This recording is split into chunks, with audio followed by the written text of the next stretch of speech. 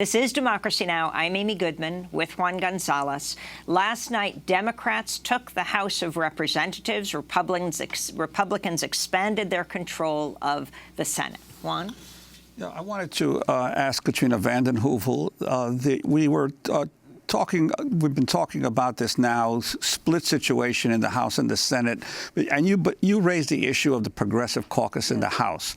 But Nancy Pelosi, unless there's some major upheaval, will be the Speaker of the House. And then the issue becomes, to what degree will the leadership of the House allow the progressives to pursue, whether it's subpoenas, whether it's investigations of the Trump White House? How do you see the battle within whether it's impeachment, the battles within the Democratic Party about how to go forward? There will be tension and friction. I suspect Nancy Pelosi, after this win, stays in the leadership speaker position for at least a year or two, but puts together a new leadership committee, new generation. I think she would be wise to understand that the House needs to do accountability investigations, needs to really use its subpoena power, but at the same time fuse it with what I was talking about before. The House is doing the people's business, is exposing the corruption that hurts you, that it's not vindictive, but it's about trying to right the wrongs that this administration has imposed on this country. And I think there's a way to do that, but I really think it needs to lay out, I think Rashad spoke of this, a bold vision, initiatives and markers that show that this insurgent reform war of ideas, which is winning in many ways. We saw it on the campaign, that is reflected.